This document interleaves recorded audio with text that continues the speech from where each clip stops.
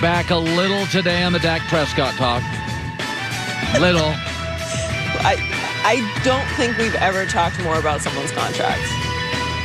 And you and I are not even contract people. It's always been. I don't make more money if someone else makes less money. And it's just, I don't like to talk about guys' money. Yeah, it's just even mobsters who whack people. The rule is like, don't sell heroin and don't talk about a guy's money. Are those the rules? I think they are. Okay.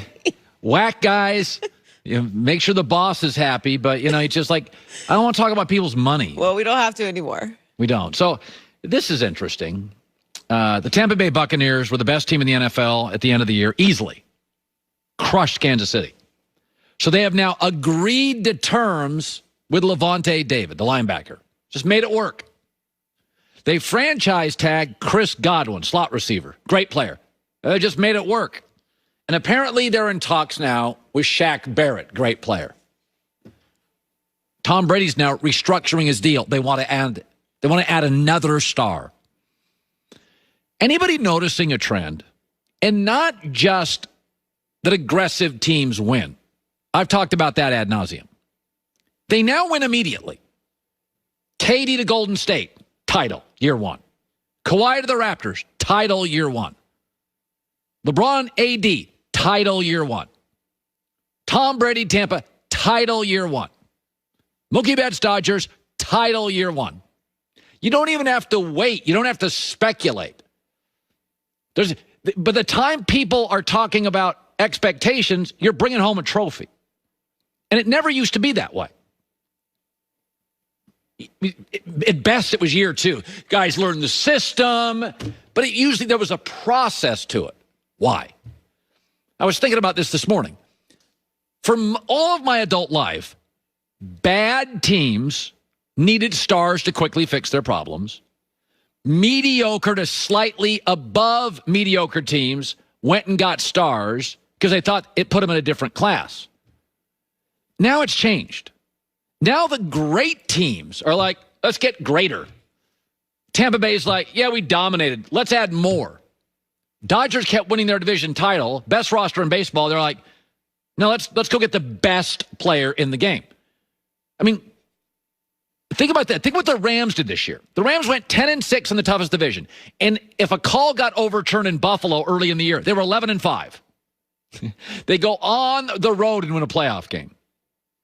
And they're like, well, yeah, we're going to upgrade at quarterback. Jared Goff was 42-20 and got to a Super Bowl with Sean McVay. They're like, not really good enough.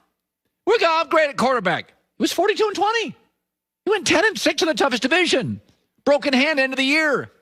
Won a playoff game with a broken hand. Not good enough. Golden State won a title. Following year, they win 73 games. They lose in game 7. And they're like, that's not good enough. Let's get KD. What? I mean, the fact that Tom Brady's like, no, I want to rework this to get another star. It didn't used to be that way. Like, you were great. Your job was safe. Your GM, your job was safe. Coach, your job was safe. Now franchises are worth $1 billion. Owners, they don't want one. They want multiple. So the only thing that guarantees employment for a GM and for a coach is multiple. You can always say, well, they won a title, but Gene Chizik won a title at Auburn. There's been a lot, some average quarterbacks. So Brad Johnson won a title in Tampa.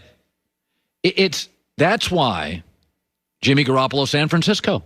They're a great team. They're like, no, let's upgrade. That's not good enough. Now you get it. And it's why I kind of roll my eyes at these teams that are like, well, we just can't quite fit J.J. Watt into our. What are you doing? Well, New England's like bid and lost on like 7 players. What are you doing? Like, the best team in football is reworking deals with their quarterback to add another star. The Dodgers got Mookie Betts. They won a World Series. They're like, let's add Trevor Bauer. What? We just had the Cy Young winner? You were already easily the best team in baseball last year. Right? And you have Walker Buehler and Clayton Kershaw and David Price. They're like, no, let's add the best pitcher. Why? Well, why not? It used to be average to slightly above average. The bad teams went and got stars. Now the star-driven teams are adding stars. They'll figure out the cap and the problems later. Let's get another. And this leads me to the Green Bay Packers. Good God. So they did not franchise tag Aaron Jones. Great running back. That means Aaron Jones will hit the market. Someone's going to make an offer. I love Aaron Jones. By the way, they couldn't find a way to pay for J.J. Watt. And they're going to lose their center, Corey Linsley, which is amazing because he's like a Pro Bowler. Like, isn't the thing in football, this is a kind of an easy one. You get the right draft picks, and then you keep them. So they got Aaron Jones in the 5th round, Corey Linsley in the 5th round. They paid them nothing. They became great. And now they're like, it's a little tight for our budget. You wonder why Aaron Rodgers sometimes gets a little prickly. The Packers are doing the opposite now of what wins titles. And they become the post office. The Packers are the post office. The rest of us now, like the Rams and the aggressive teams, no, they're the post office. You know how the rest of us can send a letter electronically? It arrives instantly and it's free. Not the Packers. Not the Packers. The Packers write a handwritten letter.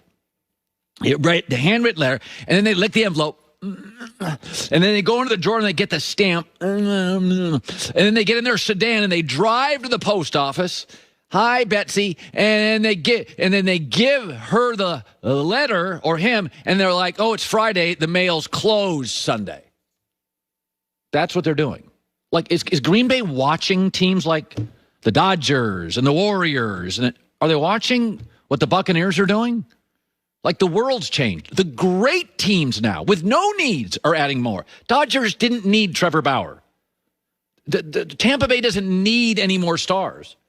The Rams were winning their division and going 10-6, 11-5 with Jared Goff. It's not good enough. Golden State didn't need Kevin Durant. They won 73 games without him.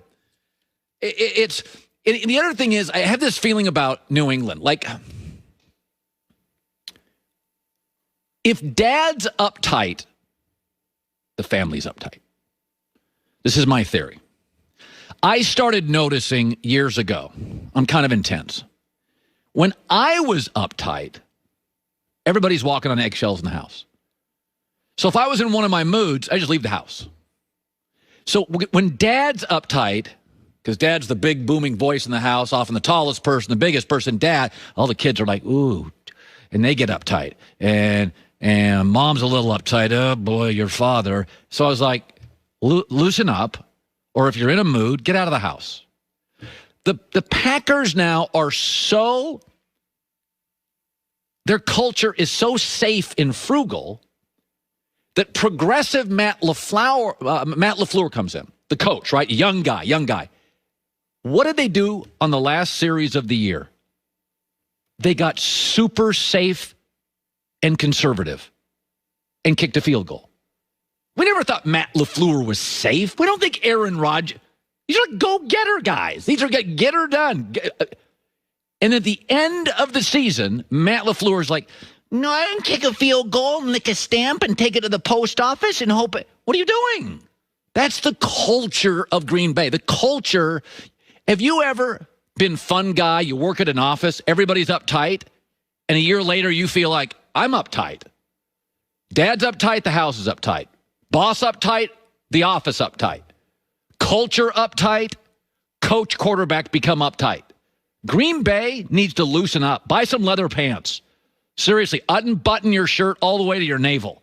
You guys need to lighten up. You couldn't pay for J.J. Watt. You're not going to pay for Aaron Jones.